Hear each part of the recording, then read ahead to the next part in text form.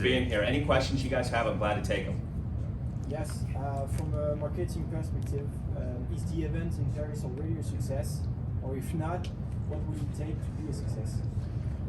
Certainly on its way to success. If you looked at the 48-hour trending, which I posted on my social, this is trending 4 times higher than the Ngannou Joshua fight and 5 times higher than UFC 299. So that's throughout worldwide. That's not even in Europe. So the intent to watch of those 3 events is off the charts for what we're all seeing tonight. So I think what you'll see, we've already seen the highest attended MMA event based on ticket sales here. You're going to see the highest watched event in Europe when you see the numbers come out tonight. And in terms of the product, we haven't even gotten to the big fights of the night, and already the product is great. So I think in terms of ticket sales, viewership, product, we can't be more excited about what we saw, and it's only the kickoff of season 2. Best is yet to come. Last year you have done Zenit, sold out. This year Bercy, sold out. What's the next step in France? Is that difference maybe?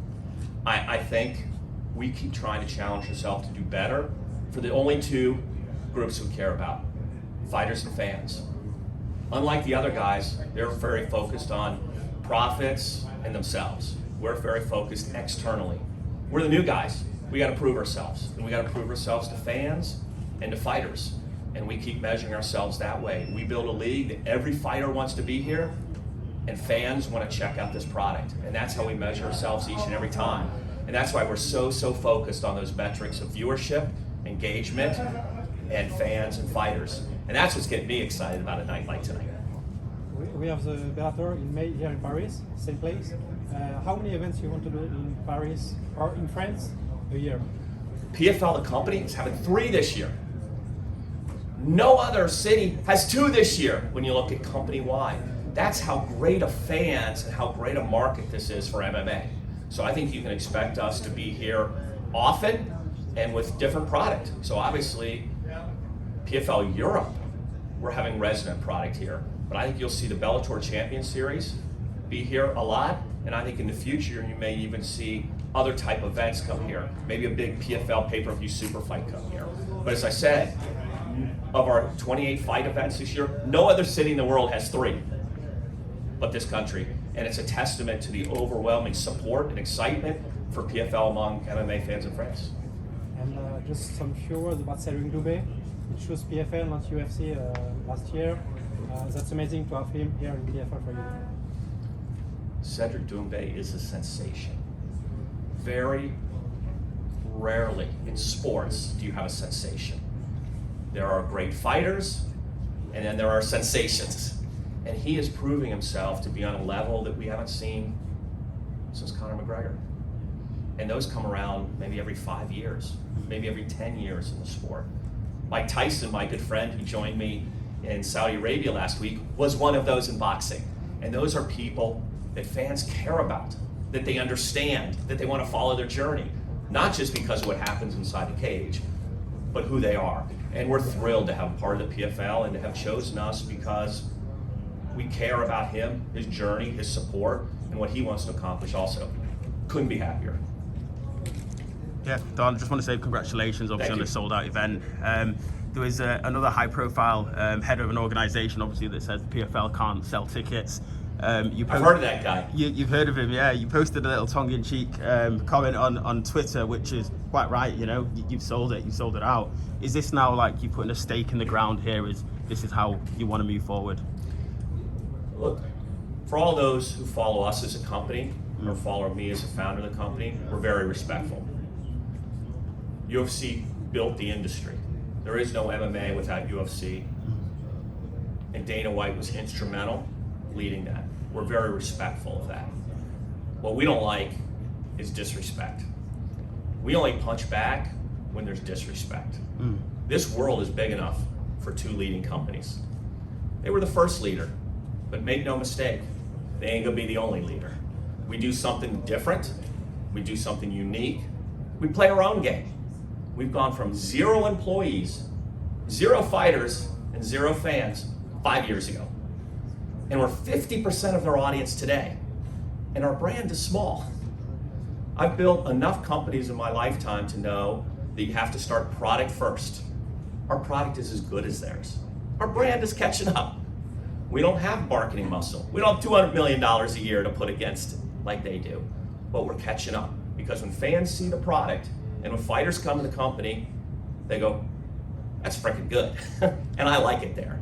And so we're playing our own game. But make no mistake, our own game is now that we've secured this number 2 position worldwide, and it's everybody else is gone, we're now coming for co-leader. And over the next 5 years, we're all gonna be sitting here and we're all gonna say, yeah, that's what you've achieved. Just like from the last 5 years to now, everybody said 0 to 50%, never thought it was possible. We're gonna go from 50% to co-leader, and we're excited to be doing it. Nice. Yeah. Are you surprised about the enthusiasm for MMA in France? Or I am, just because, whenever I'm like building a business, I always like to say, I believe in miracles, but I don't build my business plan on them. We want enthusiasm. We want great turnout, and we expect good results. But when you get great results, you're super excited, right? And I'm always just transparent, and I always, say really what I think and really what we feel as a company.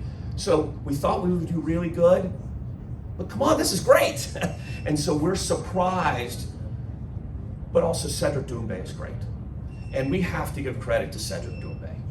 And yes, is PFL working hard? Are we doing all the right things? Are we, expanding globally? Are we signing great fighters? Yes, and yes. But you got to give credit to Cedric Doumbe and what he has done here in terms of this country activating this fan base and being a big lead to making this not just good but great. And hats off, and we are excited and pleasantly surprised. Your question for me? Le Figaro, French newspaper, wrote yesterday we maybe have PFL Africa next year in April. You can do 100%. We are going to launch PFL Africa April 2025. And they asked me a lot of questions about where and when, and I said, I'm not going to ruin it for Chairman Francis Ngannou. He is Chairman of PFL Africa. Pete Murray and Francis will announce in a couple months the exact dates and the exact schedule and the exact roster, which we've been building.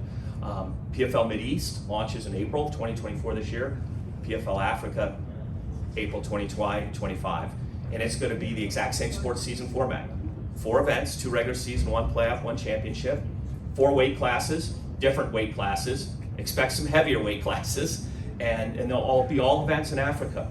And we'll crown the first champion of PFL Africa in 2025. So look for those announcements, probably in May, and we'll let you all know, but it's going to be pretty exciting. We will have Francis on the card, beginning at the PFL for it. No, Francis is chairman. He's going to go to work as a real businessman, but he's not going to fight in PFL Africa, but he will attend and help build that league. But Francis will fight a PFL pay-per-view this year. And who that will be, La Problema, who you saw gave Bader La Problems, and it will be either summer or end of the year, depending on what happens in this fight, obviously tomorrow night. Talking about Francis Ngannou, how excited are you about his fight tomorrow? Pete's leaving here, and he's going. I'm going to go back to the United States, but Pete will be there ringside to cheer on Francis. I would never bet against a man who spent 2 years just to start his life, through detention camps and deserts. So I think he knocks out Joshua. I know he's a 4-1 underdog even to win the fight. He's a 9-1 underdog to knock him out. But you can't let the boxing judges score the fight. They'll never give it to Francis. So he's got to knock him out. And he weighed in, as I saw on the way over, 21 pounds heavier, and he weighed in with purpose. Joshua's just now like an SVP of a company. He's sitting at his desk shuffling papers. He doesn't have any purpose anymore. Francis has got purpose. And so I would not bet against Francis Ngannou in that fight. And what did his signing change for the PFL? To me, it changed 2 things for the PFL when Francis signed with us. Number 1, he showed all other fighters the way. You have real choice in this world, and only good things will happen. A lot of people said, yeah, I'm a prisoner at this other company. I don't have any other choice. And Francis said, let me show you, only good things can happen here. One, make more money. Two, have real choice. So France has opened the doors to the very best fighters in the world to say, I have two choices now, UFC and PFL, maybe I better consider them. And the second thing he did for us is, when you have the #1 fighter in the world go to another organization, people say, hey, I better check that place out. I hadn't watched their fights before. Something's going on over there. And I think it's no different from when Messi went to MLS. People said, I better check that thing out. Now the only difference is MLS happened to be the 10th soccer league in the world, and we're the second MMA promotion. So we had further to, call it less to rise, and they had more to rise, but it's no different. When you have the best in the world go somewhere, people go, what are they thinking about? Why did they make that choice? I'm gonna check that brand out. And so I think PFL had a little bit of that Messi effect in terms of when a respected great makes a choice, I'm gonna at least check it out. Just going back to PFL Africa as well, what's the thought process behind that? Is it going to be a replica of the Champions League of MMA that we've seen in Europe? Are we going to see homegrown players from Africa, or homegrown fighters, should I say, from Africa, or people from abroad? Yeah, great question. We've always said that we are building the Champions League of MMA. So just like PFL Europe is your league, Europe fighters, all events in Europe, all primetime Europe, same for Africa. All African fighters, all in Africa, all primetime Africa. The champion of PFL Africa have the opportunity to move up to the PFL Global League and test himself each and every year. So each of these leagues are by, for, live in, and stay in their regions. And so that's true with the Mideast, that'll be true in Africa, and not far behind will be PFL Australia. We'll be making announcements on that maybe 3 or 4 months after Africa. So we've put a stake in the ground and said 6 of these regional leagues by 2026 will be operational, not just announced, operational. So, today I love it because today's the only day I don't work. I get to talk to all of you and I get to watch some fights. The other days we're working because we're expanding around the globe, because of those 650 million MMA fans, 80% are not in the United States. And that other company isn't fully serving those fans. And we're going to give them this great product in their territory and grow it each and every year. And that's what the Champions League of MMA from PFL is all about. And tonight's a testament to that. This is our first event of our second year. And this is our highest sold out event of any events we've done in 5.5 years. This is more than the PFL Championship draws. And that's a testament to building it locally, but making it premium. And so we're thrilled. But any other questions, you guys? I'm glad to follow up with you one-off. I'd be glad to spend time with you, but I'm going to go up and watch some more fights with you. All right, thank you. Thanks a lot. All right, gentlemen, we've been over the rules.